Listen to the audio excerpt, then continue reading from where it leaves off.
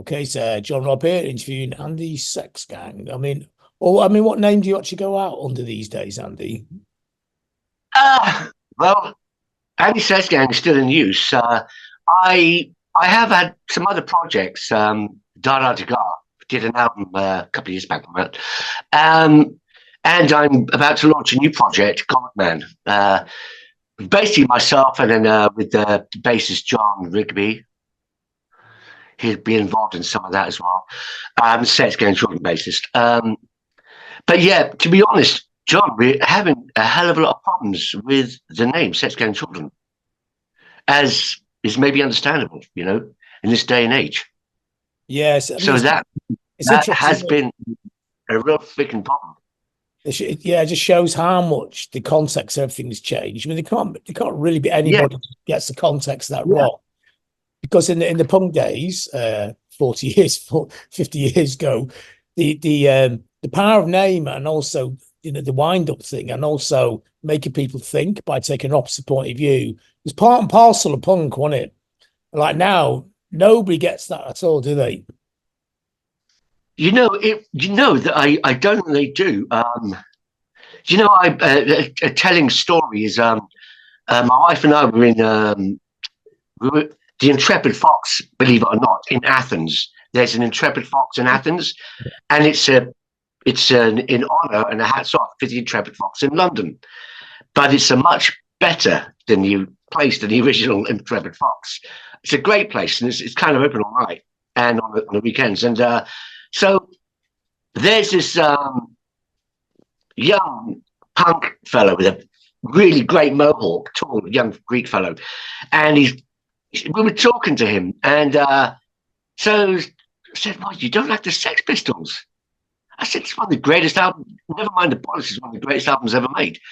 And then took his phone out, and he looked up. He pulled up some pictures. The picture of Sid Vicious with a swastika T-shirt.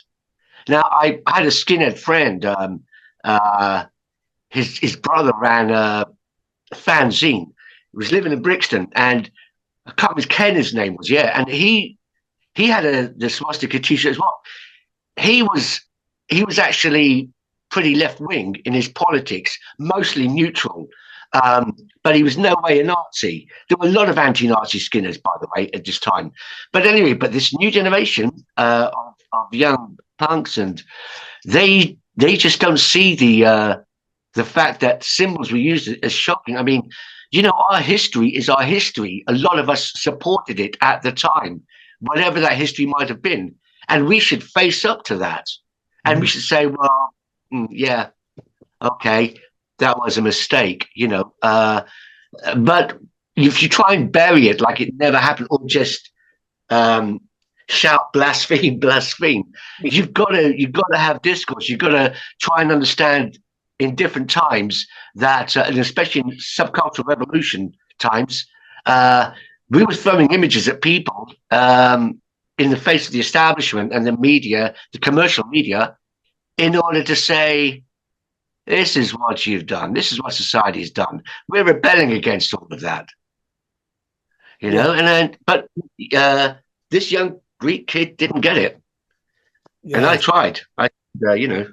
It's interesting. Yeah, it's interesting to see how those contexts really change, isn't it? But the actual the name itself has an interesting history in it because it's the original name of the culture club, but it was Boy George who gave you the name. Yeah, Wasn't it? Yeah. yeah.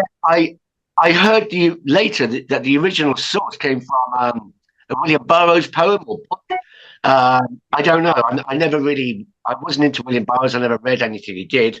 His books, I mean. But George O'Dowd got it from Malcolm McLaren, and he was going to use it for Bow Wow Wow. And I heard the name through George one day in Carnaby Street. We always used to bump into each other in town, uh, sometimes sit and chat how about we're going to change things with another guy, Vaughan Toulouse from Department S. But anyway, this one time I was bumping into George, and I knew he was looking for a new name uh, for his band. And his band he had at the time, which was basically just him, was In Praise of Lemmings. And But now he felt he'd found a stable lineup. Pretty much the same sort of situation with my situation too. I had at this time just got a stable lineup of people I felt were right for the music. So he said, "Oh, found a name for we found a name for the band. Decided on it." And he went through another couple of dozen names or whatever that he was going to call his band. And Sets Against Children was one of them. And I stopped him there and I said, "That's the name you've got to use. That's the best name on the list." And I thought it was better than Culture Club, of course. He said, "No, no, no. We just want to be a pop band. We're going to stick with Culture Club." George was great. I mean, he's a man of conviction, and he's very shrewd as well. And he knows what he wants, and he goes for it. I knew what I wanted, and I went for it. With that name, I thought it was revolutionary perfect. George thought it suited my revolutionary nature too. He said, "You like it so much, why don't you use it?" I said, "George," I'd probably dragged him to a cafe by this time, by the way, trying to convince him, bought a coffee, trying to convince him. But I said, "George," I said, "give me a couple of days. I'm going to think about this." And I said, "I need to think about whether we are worthy of such an extreme and revolutionary name." And I said, "I'll get back to you in a couple of days." And I did. And I said, "We're using it." And I said, "Last chance. You definitely not want to use this. I think you should." And he said, "No, no, no. It's Culture Club. It's Culture Club." I went, "Okay, we're using it." And that's how it came about, John. Yeah, and it worked at the time, but now you're stuck. I mean, I don't. Well, yeah, and it's come back to bite us in the arse a few times. But I don't know what it was like for Manchester or Leeds at the time, or Liverpool, Edinburgh, Glasgow, and Newcastle. But in London, I know that there was this definitely unwritten law. I mean, there were these mavericks running around like George and Fucking to Lose, saying, "Yeah, we got bands." I was doing the same thing. "Yeah, we got bands. And when an opportunity came up, and but no one had a real band. It's like you'd go out, find people for a gig that you just hustled, or spread the word that yeah, we played the show, and it's like Vaughan did it, and I think George might have done it as well. I don't know, but Fucking to Lose definitely did it, and people believed it. Like people in the industry, they believed it. It was so it was funny. You had these fatted rich calves sitting behind these expensive desks in their expensive offices, right, in the music industry. And then you had your mavericks who were just like leading them down a garden path, and then eventually dictating terms for a deal. It was great. It was great. I mean, people had balls. They had balls, But I would say that was probably the same attitude everywhere, right? It had to be. So, and you're originally from Slough, aren't you? Yes, I am. The same. I think I share that privilege with Tracy Orman. She's from there. Martin Jacques from Tiger Lilies. Yeah, it was a place that I wanted to get out of as soon as I could. I mean, what was it like? Try to imagine you growing up. I mean, before punk. I mean, it's always interesting that bit, the route that people took to get to that point. Well, yeah, I mean, it was a violent place, I suppose. Well, it was a violent place, but I would say, I mean, seems to have more of a reputation for that, but I would say maybe possibly not any more than anywhere else. I don't know. I never lived in those other cities, up north and west country, or But I think there was definitely more of a sort of negative energy there for some reason, because a lot of shit did happen. There was a lot of murders and stuff, and that's kind of you kind of got to, for the size of the place at the time, it was not large at all. You got to kind of think, is it something about the place that's doing it? I felt certainly, as soon as I can, I'm out of this place. It just holds nothing. I wanted to go out and challenge, the world and enjoy the world. So I tell you who else came to from Slough, a guy called Derek Bramble. Oh yeah, I know that name. He ended up being a producer. He was one of the only two black kids in my infant school. Was it junior infants? I think it was infants. And I took them under my wing because no one else would play with them. And I said, stick with me. You won't get picked on anymore. And so they did. The other guy was Winston Hodges. He didn't turn out too well years later when I bumped into him. Started hanging with a local Jamaican gang and older guys. And but Derek Bramble went on into music, produced a lot of people and wrote for a lot of people. Whitney Houston produced David Bowie. What was that band he joined? Oh, like a Anglo-American style soul band. Oh, you'd know them. Google Derek no, I'm Bramble. trying to work it out in my head now. If you look it up. Anyway, So what, Heatwave.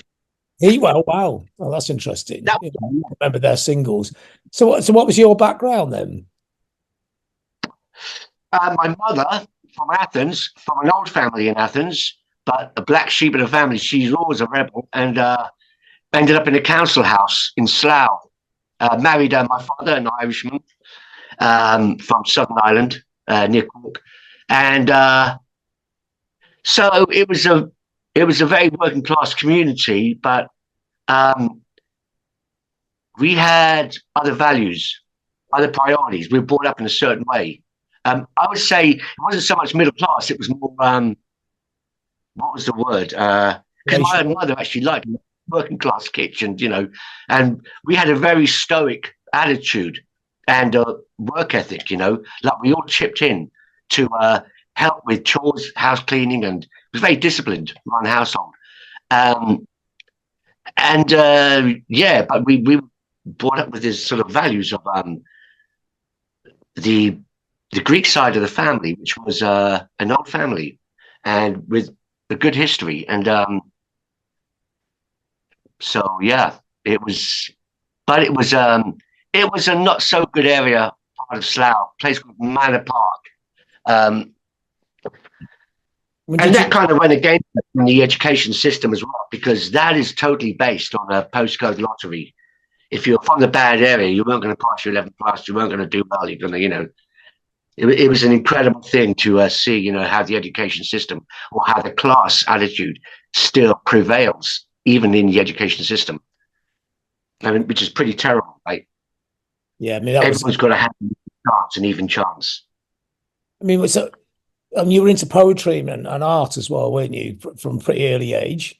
Not poetry. My first thing was painting and drawing. I actually had an exhibition when I was 4.5 years old in the town hall. It was run by Slough Council, and I was the only child that was exhibited. That was down to one of the teachers in infant school saw me drawing. I remember when I was drawing some horses with like muscle definition and shading, and he just came back with the head teacher from the infant school and showed him, and I said, "Have you got any more?" And I just opened my desk. I had loads of sketches and and paintings, and so they submitted them for this side exhibition, but it was for adults. But I was the only child in there. And first time I got in the papers, Slough papers, which was nice. But yeah, that was my thing. Expression was painting. But again, by the time I reached a certain age, 10, we were being asked in the school curriculum, in the art classes, it was like doing stuff that done years before and not being told not to do stuff that was painting outside the lines or expressions like what the hell is that supposed to be? It's like it's a painting, So that all stuck in my craw as well. But this is all fuel for the fire to rebel, and I really realized the establishment was the enemy. It was like you had to be challenged. That you had to. You could either accept it or you could fight back in your own way. But poetry, well, apart from the odd thing at school where you're asked to come up with a poem, whatever, at infant school and junior school, but and I won the thing in the class. Apparently, the best one. It was just a wordplay thing, basically. But what I did used to do in my own time outside of school, apart from reading, was reading books that weren't on the curriculum. Uh, was write novels, but I could never finish the damn things. So what kind of novels did you write then? There's one I wrote about one had something to do with it's not that highly original, but it was something to do with something of Thoth, like something to do with the Egyptian manuscripts that I found, and another one was a truck driver thing. But I think that the idea might have been sparked by a film I saw on TV with Stanley Baker about truck drivers and sort of criminal underworld and stuff like that. So they're the only two I remember, but I didn't finish either of them. So Well, you start. What about music? I got about halfway through or something, and I just got bored with it. I mean, I was, I'd also be like, shoveling coal and bringing it up from the coal shed at the back, for the coal fire in there. I'd be doing chores. It was very sort of practical and pragmatic. And I wasn't someone that sat and thought too much about things and philosophized about, we didn't have time in our hands to do that. It was like, chip in and do the work, and in between that, write or paint. Was music part of this as well? Did you, before punk, what kind of music would be? I did love music. I mean, certain things. It's like I was lucky enough to grow up in a very, very rich background of musical influence. My mother had Edith Piaf records, Tom Jones, Roy Orbison, Johnny Cash. My brothers had. I remember albums like later on when I was in my late 60s. It was like or the early 70s, stuff like Tapestry by Carole King, which my older brother Jimmy had. Tapestry and Van Morrison's Astral Weeks, which I just thought were great albums. And before that, it was like he was a Suede head. So I was hearing a lot of ska stuff and the stuff coming out on Tracks and Stax, the Trojan and Stax record labels out of Kingston, and it was great. I just loved it. And but yeah, Edith Piaf, my mum and dad, she was definitely the most hit me the most. Edith Piaf, it was great. But I did love Johnny Cash as well. I just thought, I loved this. There was a sound of rebellion in his voice. There was an attitude of rebellion in the way he sang, and I just loved that. And of course, live at that one at Live in the Prison, and San Quentin, I hate and there's a bleep where he says "fucking interview," and you just hear all the people go, "Oh," great cheer from the crowd inside the prison. I like Johnny Cash for his attitude more than anything. What about glam Leonard rock? Cohen, of course, when I was 10 years old. Leonard Cohen, he was the next big thing for me. Jesus, it was my brother was into one of my other brothers, and I couldn't stand it at first. I could hear it from the dance set up in his bedroom. It was like, what the hell? It's bloody depressing. But then I got used to it, and it's like, it wasn't. Then I'd be in the bedroom, sitting around the dance set, listening, with him, and it was like great. And I went to see him when I was 12 years old, and I was taken. My brother took me, my older brother, to the Royal Albert Hall. Leonard Cohen is one of the greatest concerts I've ever been to. I was just totally smitten. He became a big influence. It's a very grown up music taste. Is that because of your mother and your brothers, or did you also like David Bowie glam rock as well? More. Oh my God, no, my own discoveries to Kinks. When I first heard Lola on the radio, oh Jesus, something really hit me with that. I loved it. Conquistador by Procol Harum. But when I heard Mark Bolan, T-Rex, Wild White Swan, that was a definite life-changing moment. It was like, that hit me like nothing else had hit me. And then watching Starman on top, or hearing Starman before I saw Top Pops, hearing Starman and on what was that radio station? It was a pirate radio station. Luxembourg, Radio Oh, Luxembourg. I did an interview with them years later in '84, and it was just such a moment of my life. It was such an honor to do it. It was Radio Caroline. Oh, okay. But they used to play stuff weeks before Radio 1 would pick up on it, and stuff that became hits. Another one at the same time as Starman, when I first heard that on Radio Caroline, was uh,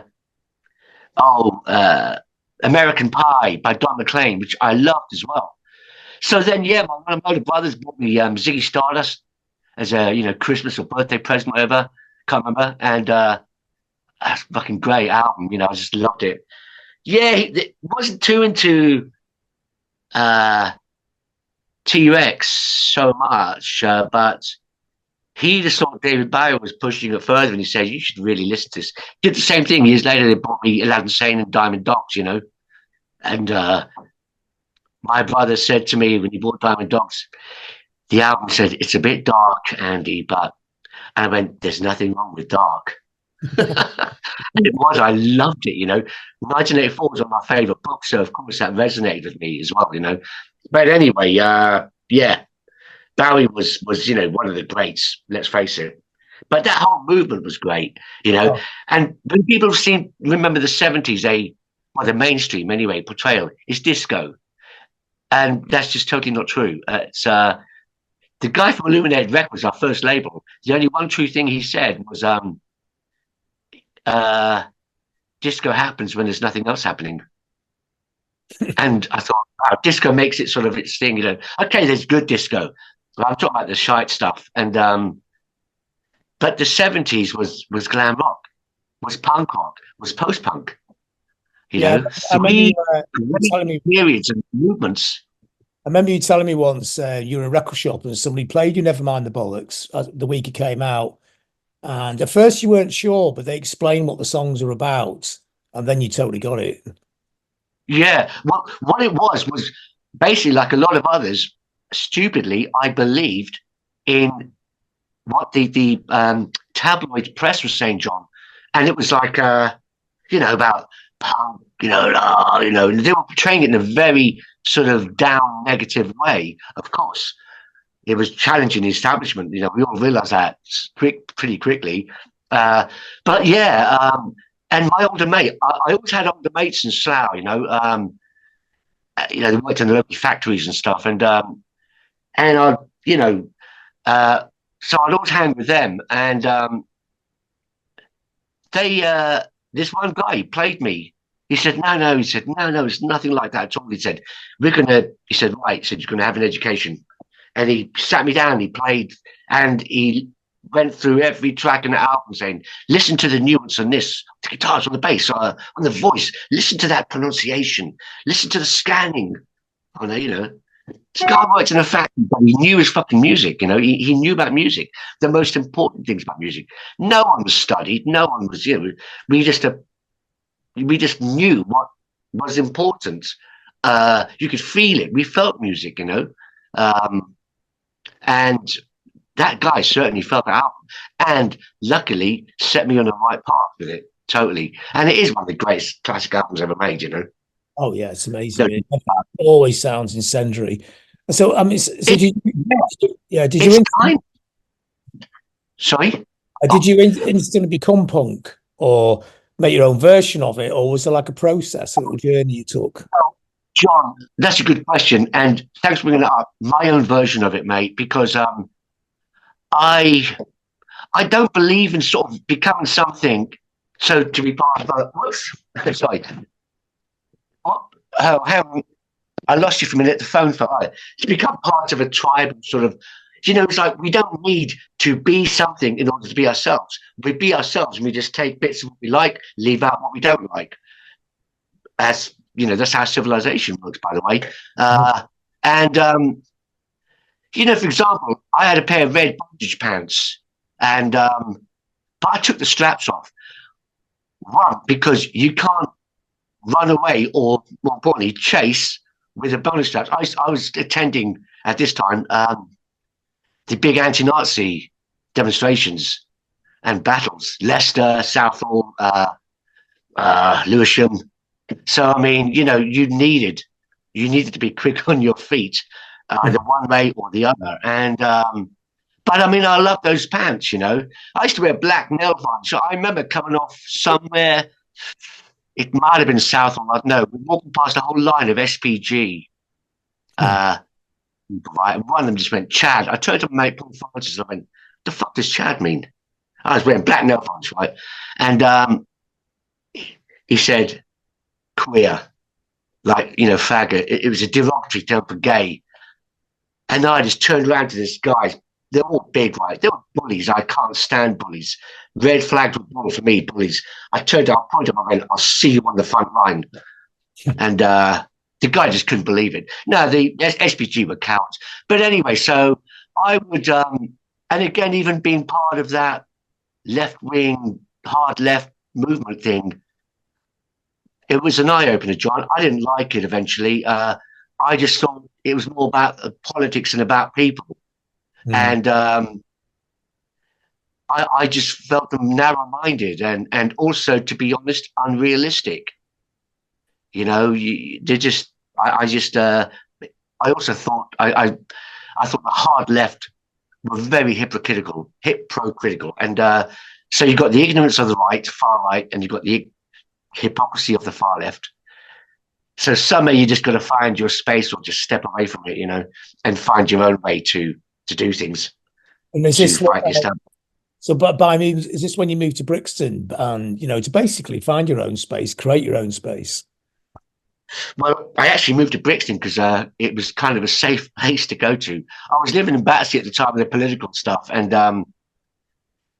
this is all in the book, by the way. Well, up to a point, because I've got to watch out for legalities here. But like there was one guy in that group in Battersea, Brendan. He's passed away now, but he was an ex-member of the INLA. So it had a real mixture of people in there, but it was very serious. Now the special branch got involved in the Battersea thing, and I was interrogated by two of their officers in the Battersea Bridge police station. And when the chief of that station tried to come in and stop them doing what they were doing to me, one of the officers just barged the door like that and didn't let the head of the police station in, right? I mean, Battersea Bridge police station, they weren't no saints. They used to beat the shit out of people themselves on Friday, Saturday night. It was no choice, and they were not our friends, and we made them know that. But the special branch were worse. They were worse. And so basically the group dissipated. Most people got scared and dissipated. There was nothing left. And thought, fuck this, start the music now. And I moved to Brixton, because in Brixton, I'd be safe from the roving eyes of special branch or the police, whatever. I did have, I got done for the criminal trespass law on some when resisting an eviction. And that's the only thing that get me. It was a bit weak ass, but I refused to pay the fine. So that was another thing. I didn't want to get arrested for non-payment of fine. So moved to Brixton. It was a safe place to be, because the police sort of didn't stop people there, and unless you were black, of course. But they just left the white left wingers alone, So it gives a feel what it was like in Brixton, like where you lived, and down that street. Amazing scene. Well, yeah. I mean, I think when I first moved to Brixton, I was squatting on this awful estate, Lupper Estate, and I fell foul of a local gang there. And they petrol bombed my door in, by the way, one Saturday afternoon. I was with Stan Stammers. He was coming back after a night out. Stan Stammers from Theatre of Eight. We would come back to my squat for some tea, whatever, and had a run-in with a couple of guys from the gang, and they pulled this big bread knife out, and Stan just looked up and went, oh, yeah, he really did what you call it, Crocodile Dundee moment. It's like, you call that a knife? It was a bread knife. I mean, fuck's sake. And they just couldn't believe it, and they fucked off. And but a week later, they saw what we were going into. So my flat was a target. And a week later, the front door was petrol bombed in, blew open. The smell was terrible. And they just blew the lock out, And then a week later, they came back and did me, at 1:30 in the morning. I was in hospital for a few days. So, I then thought, shit, I can't squat here anymore. So then I moved into central Brixton through a housing association. And the other people that were there at that time were two guys from Death in June. I actually swapped houses with them because they needed a bigger place. They had girlfriends and stuff, living with them.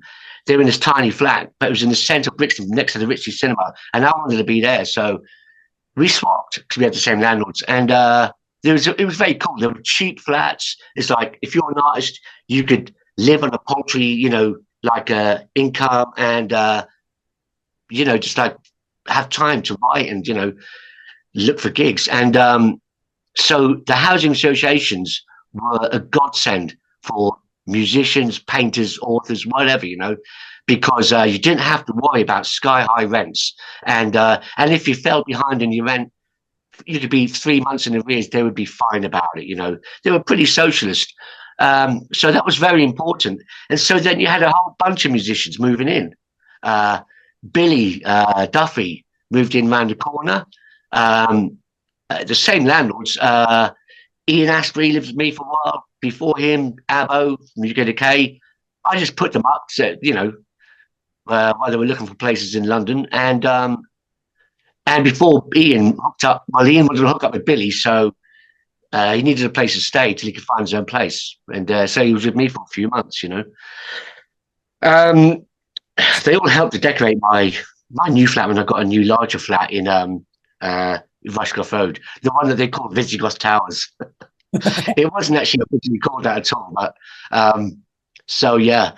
It's a great legend because it's sort of the epicenter of what was coming out of punk now. So punk had done its thing, it's burning out, but what you're doing there and the creativity and the people in that little scene there hanging around there, it's ostensibly what eventually gets called goth, but in a way it's actually the line of punk, and it's that thing, the challenging, sartorial, musical quest of punk is getting played out in places like your flat and the people around there.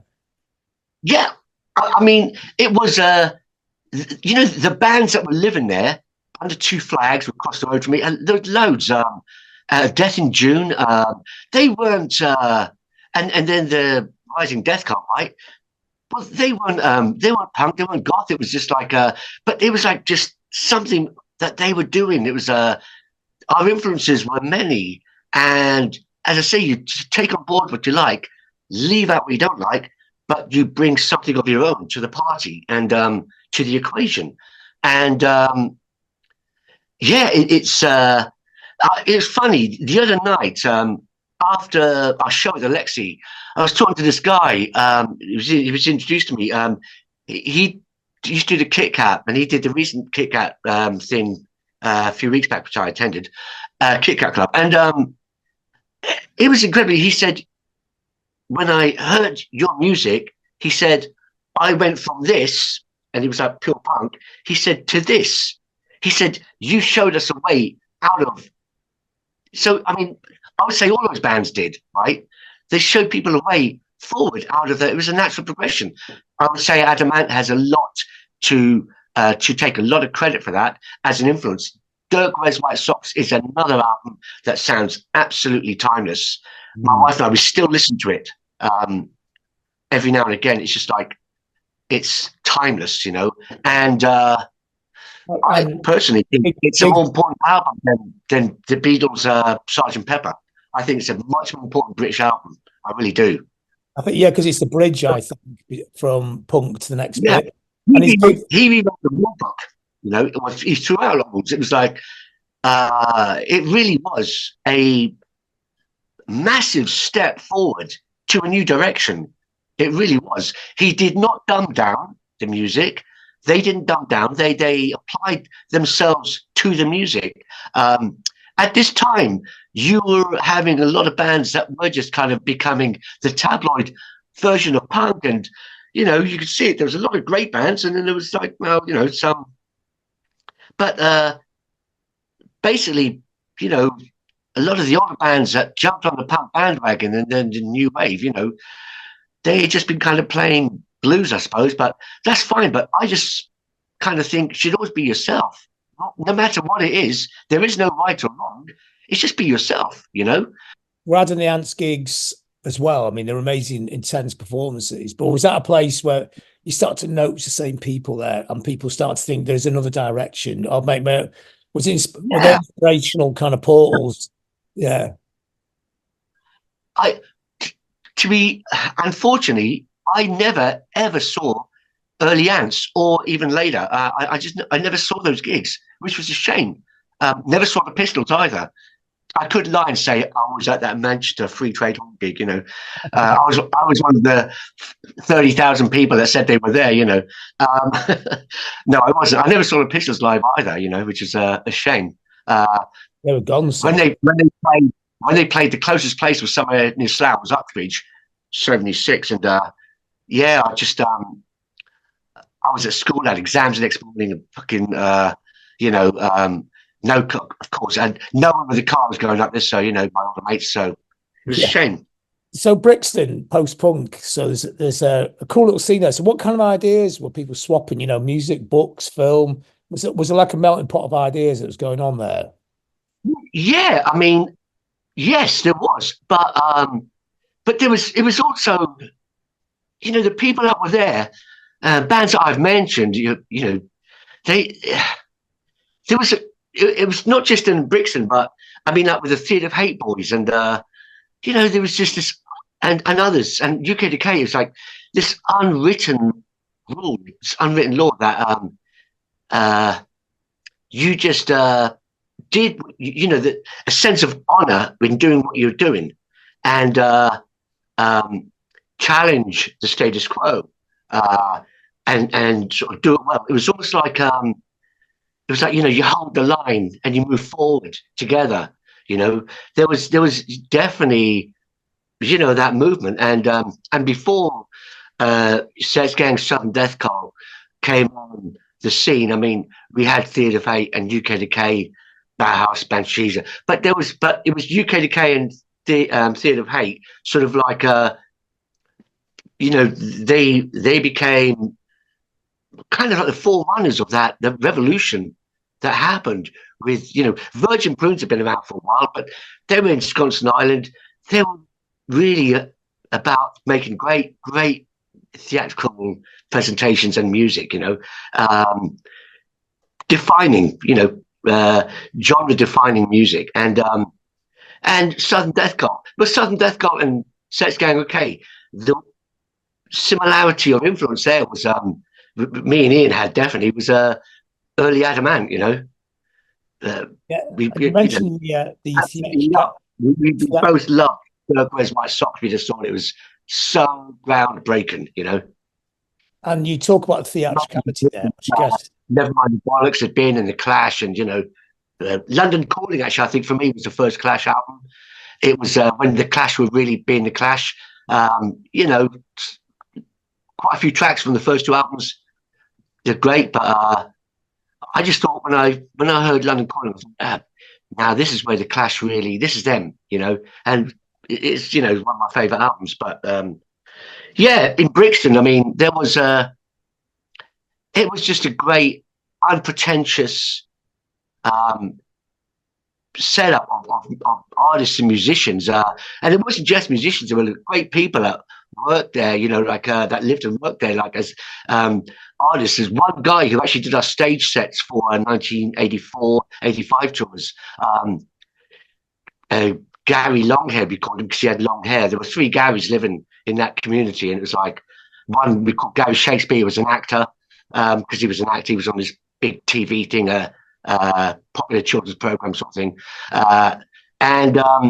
so it was just like everyone was we'd hang out and drink together and cross ideas and talk about the state of things and what needed to be improved culturally. It was a great melting pot, and the bands, the people there, we all live by that rule of like, never sell out, you know, never sell out. Just stay true to what your vision is, how you see you want to play yourselves in the part of changing culture, you know, and challenging the mainstream.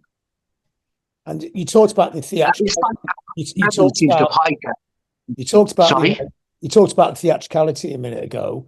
And I'm guessing that the Pistols had it, of course, but also from Adam. And this is an important part of all these bands that start coming through now. There's a theatricality to everything, isn't there? Yeah, I mean, some I suppose put more emphasis on that than others. But again, it was just down to your tastes, you know. I mean, I would say my role in that whole thing. I mean, every band there were circles that cross over where you all have similar things and ideas, but then there were like you know, you'd had your own personal preferences, like the Prunes, Southern Death Cult, and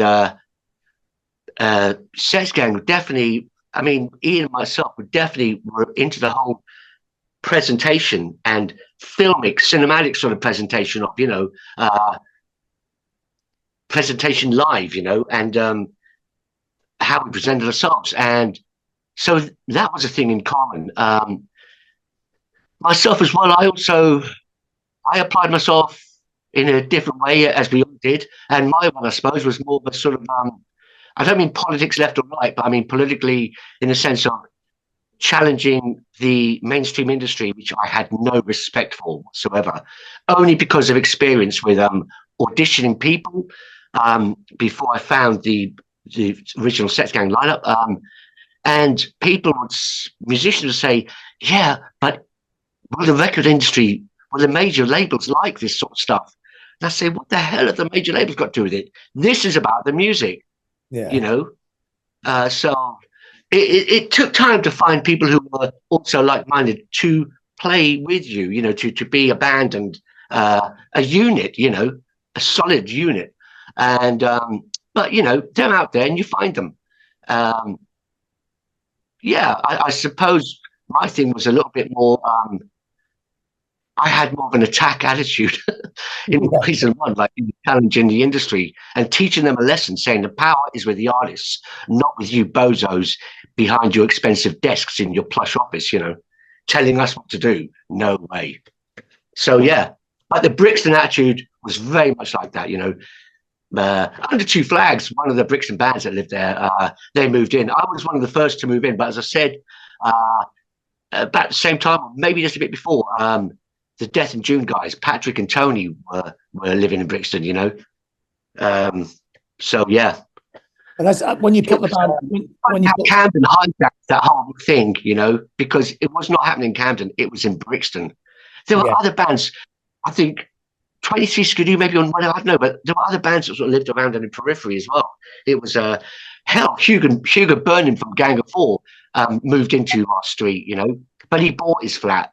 And like everyone else, he got burgled, you know, as soon as he went on tour, you know, as we all did. We all got burgled because people would know we were on tour. So it wasn't all lovely roses, you know, rosy-coloured, wonderful time, you know. We had problems like that, which we thought was a bit bad because people on the periphery that were supposed to be into music, but they would rob you when, you know, as soon as they knew you were on tour. So you had that. But I mean, even that guy from the Blow Monkeys, Dr. Roberts, he bought a flat above Red Records. A lot of people wanted to move into Brixton because they thought it was credible, good for their credibility. But I think he moved out a few months later. He didn't like it. But we couldn't afford to buy our places, but we were paying 15 quid. When I moved into Visigoth Towers, it was £15 a week for a 3-bedroom Victorian apartment, you know.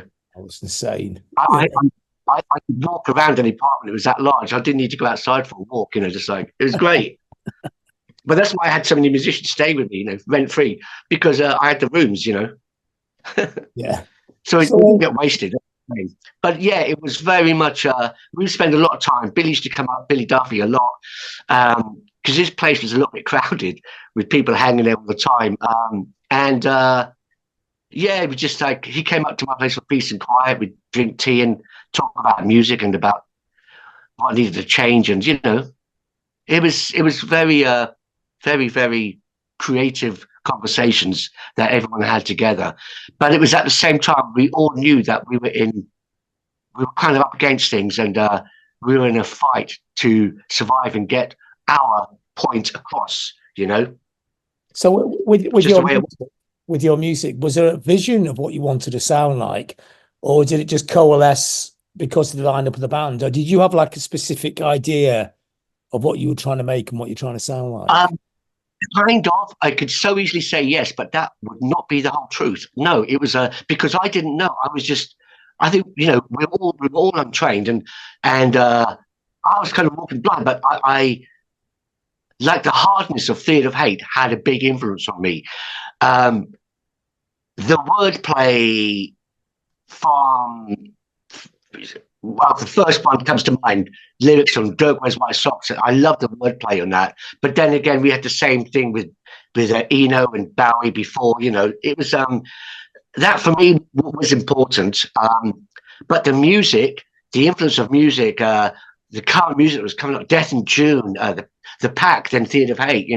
I that's what I wanted. I loved that stripped down hard sound, and so the lineup became as such. Robb Stroud, our drummer, he was the first to join. Was always the most loyal member, and he totally got it. I Then the guitarist came on board. But we just gave him his guitar lines, his early guitar lines, to be honest. But my right-hand man at that time was a guy called Dave Roberts, and I got him on board because I knew he loved Joy Division, and I knew he could play the bass lines that the songs needed. Before, I used to play bass before. That was the first instrument I picked up on. I wasn't a great bass player at all, and I was not like a proper bass player. I used to play up high a lot because I thought it was more melodic, and I'd try and sort of like play just catchy cyclical riffs up high on the bass, and so Dave Roberts could do that, and he was an important part of the structure. We spent a lot of time working out the arrangements, and not we didn't have a script to work from, but we just knew when it was right, and it was all about feeling it, but we put the hours in at my place, and just we'd have everything ready when it was straight into the rehearsal studio, even a lot of the drum parts, the nuances we took care of that. It wasn't that we were overworking stuff. We were just like, now it's right. But we didn't know what was going to be right. We just we didn't know until it was right, and then we felt it. Said yes, this is right. So we were kind of walking blind, but that's a small price to pay if you can sort of translate something in the way that you feel the songs demand. Then I mean, the bass was one of the key motives of the sound, along with sort of what people call tribal drumming, wasn't it? Yeah. I must admit, I did encourage Rob to do top drum, but he's very sort of an art house drummer, and he was into that as well. Anyway, he was like, but not too much. The thing is, every instrument had to play to the songs, and it was the song that was the leader in this case. It's like we all rode in the same direction to get to the point the song needed to be expressed in a certain way. And so we all followed that. That was our guiding light. And we worked towards that end. Dave Roberts was brought on board because I knew he could do that with the bass. He was the perfect bass player at the time for, that I knew of for, playing those lines that the song needed, So we work on the bass lines a lot, and he would, it was a reciprocal 50-50 thing. We helped each other out on sort of making the song straight from an acoustic guitar to something else, you know what I mean? But I had these ideas, and it's not sort of songs you could play on an acoustic. Yeah. In some sort of club, it was like, no. But it was just a case of that's what I had, an acoustic. So I just worked out the riffs and stuff like that, and on a fucking acoustic guitar, But anyway. So I mean, lyrically, was a sort of certain themes you like to sing about, or again, was it just all encompassing, really? Um, Maybe a bit of both. I mean, the lyrics to a song called Sebastian was probably the most sort of political, I suppose, or nudges off. But I, it's like one, lyrics have to scan well with the music. They must work like this together, not like this, but so it becomes a perfect little solar system, where everything moves in and around in a balanced way. And the lyrics were very much a part, played the same as the music, as every drum beat, as every bass and guitar note. And then vocally translating to that as an instrument that had to be, again, everything working together. It was not like, oh, I just sing the song and you just play the bass and you just play the drums and you just no, the guitar. It was like it was very considered, but not overworked. If you see what I mean, even though there was a lot of hard work to be done before we took it out there. And lyrically, yeah, I mean, there were even sort of references to some of Leonard Cohen's lyrics in, just very influenced in Sebastian, for example. And that's another one I thought was absolutely brilliant in his lyrics and wordplay was Leonard Cohen. Mm. A lot of people were surprised. Older journalists at the time that interviewed me were surprised that I'm like, you like Leonard Cohen? It's like, yeah, why not? Yeah. And the younger ones were like, who's Leonard Cohen?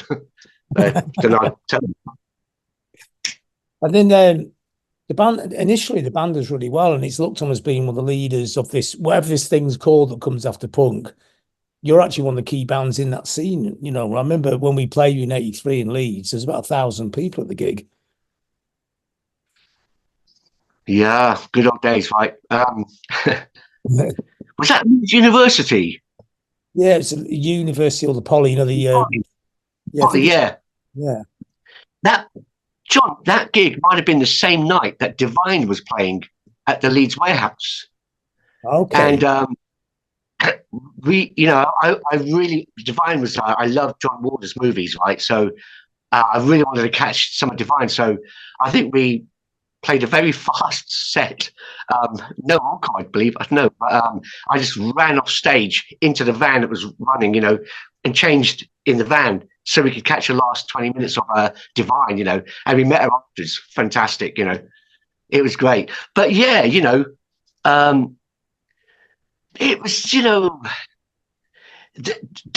don't you remember that? And I know you do, that it wasn't the subculture we were part of.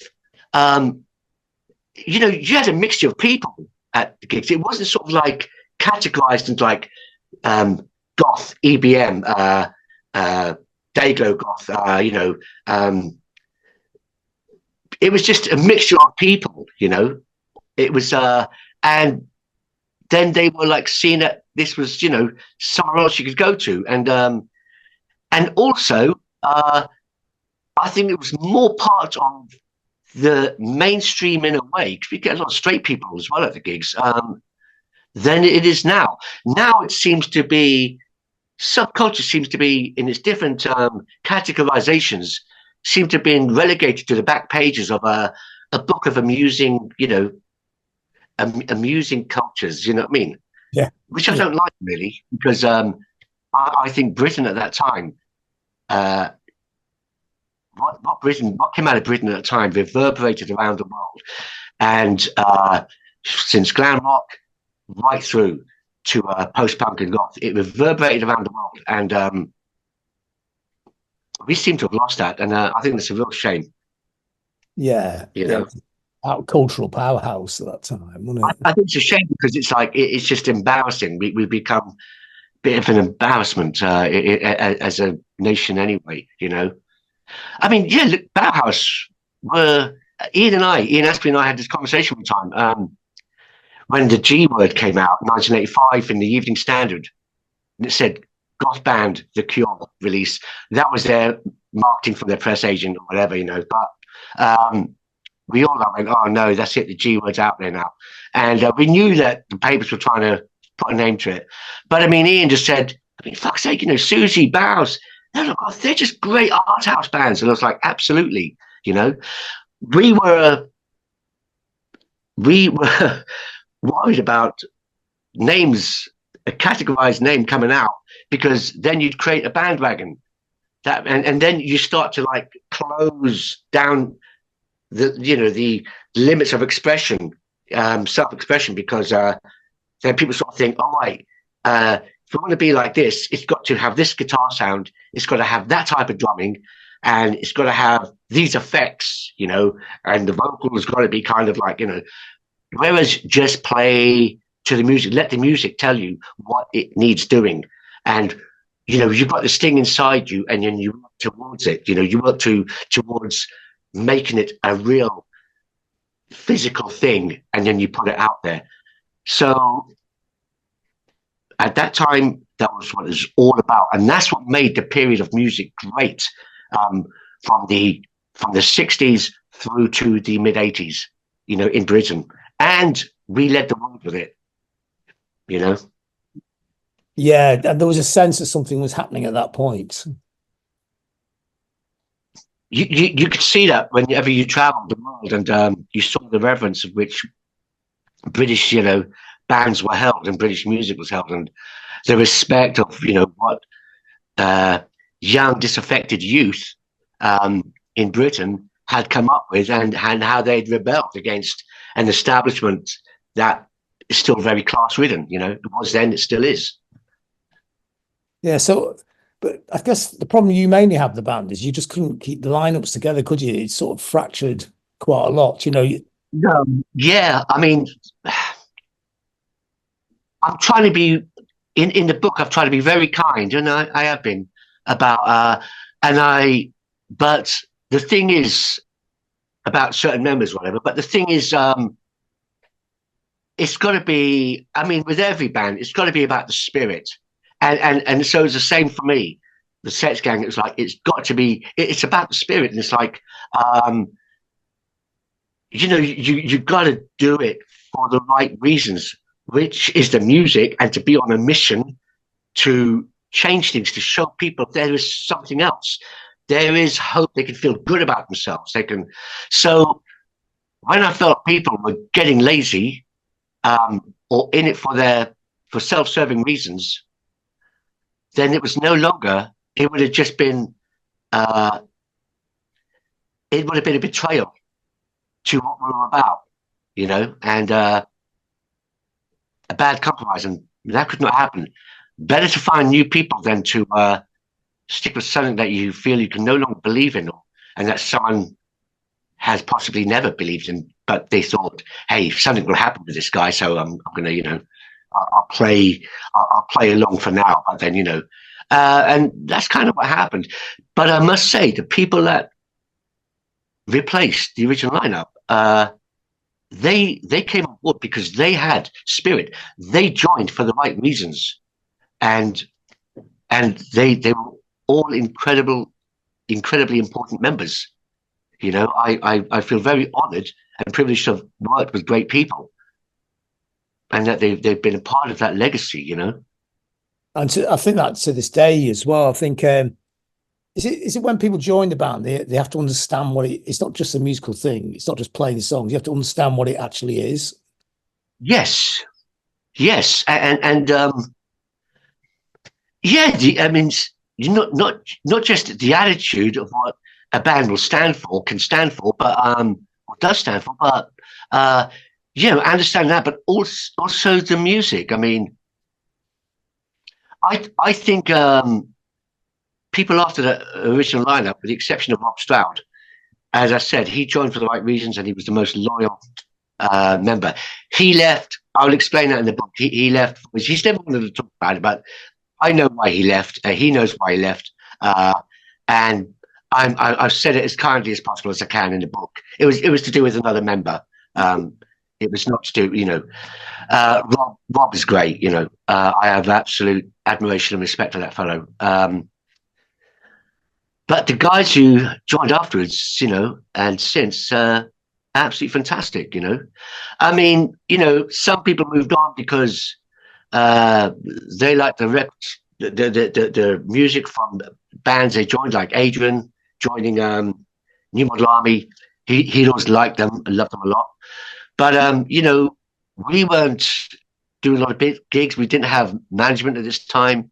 Uh, didn't really have proper management anyway to begin with, and also record labels. It's like we didn't have a good, indie or company behind us.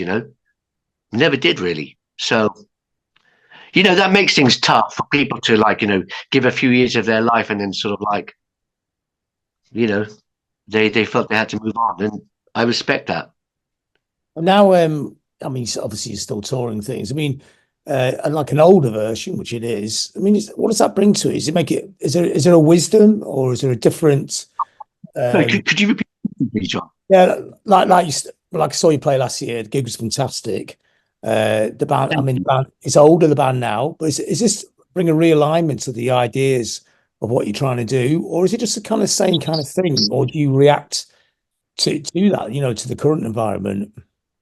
To be honest, that last year and with the current band, when we did the Song of Legend tour, playing the album, and I feel I'm qualified to say this. It felt that album and those songs felt so much better to play with these guys. They really, really, because they were all into the album and they're absolutely there for the cause. And it was those songs were played with an energy and a pathos as never before, even in the past. You know, so that was. And that's the thing about the spirit. The people in any band have got to be about the spirit of, and they've got to be 100% about why they're doing it, and it's got to be 100% about the music. Because without the music, the rest of us are nothing. We're not there. It's like our whole purpose is to express the music. It's the same for all bands.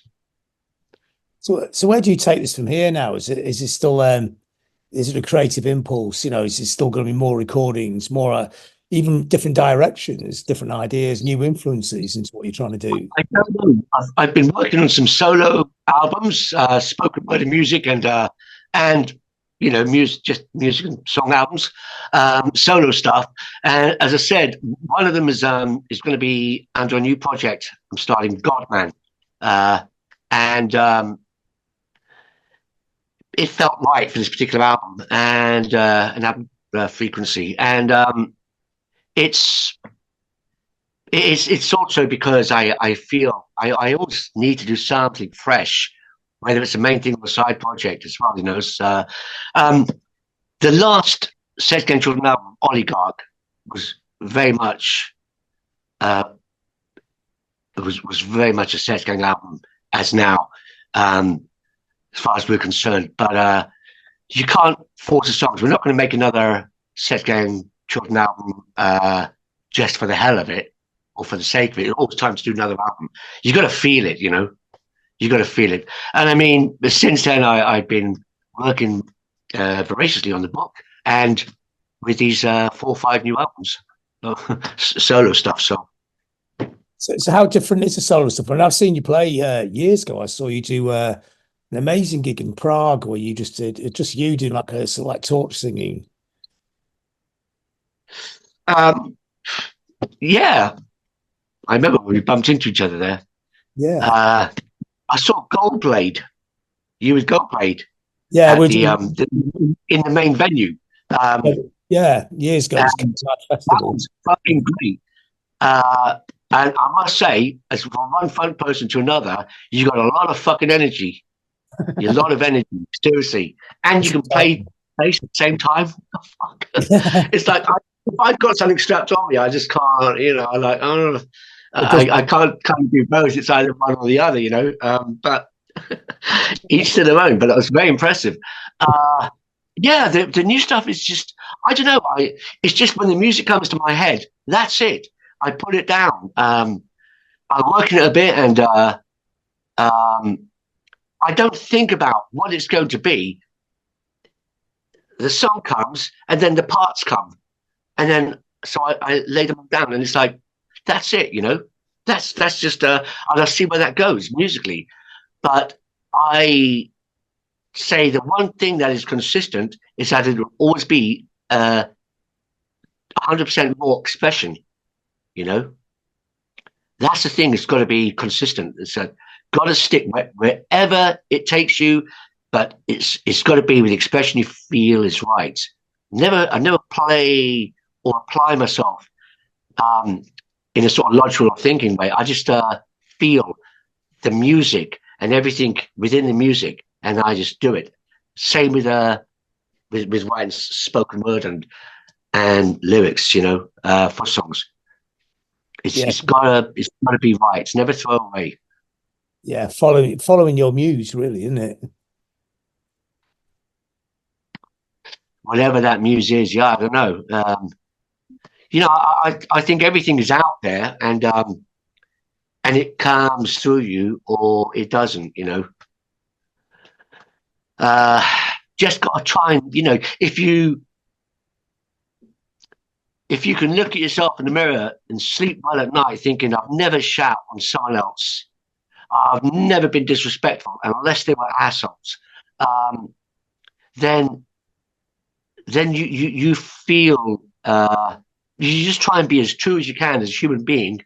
Then you will, like a radio signal, you'll pick up the stuff that you'll do the stuff that you need to do. You know, okay, then the real battle after that is getting it out there and getting known for it in public. You know, getting public to notice what you're doing. That's always the hardest part. Yeah, isn't it? Yeah. You know, it was after a while, you know, if you start something, it's like going back now to when we began. There was a lot more places to play for, you know, bands starting out. And I feel almost tearful every time I'm on the bus and I pass by some pub that's been closed down that used to put gigs on, you know, where bands could just start out and start build themselves up and then sort of like venues, you know, mid-sized venues, and they're closing down. And I think it's absolutely terrible. I think it's terrible for the state of British music. I really do. Because let's face it, this is something that we're good at. It's just the nature of the way we're brought up and the nature of our raggedy, poverty-prone lives that we have, you know, downtrodden. We rebel through music, you know. What is it someone said to me once? Yeah, well, you got two choices. You either, you know, join the army or join a band, you know what I mean? But you get out of the rut and see the world, you know.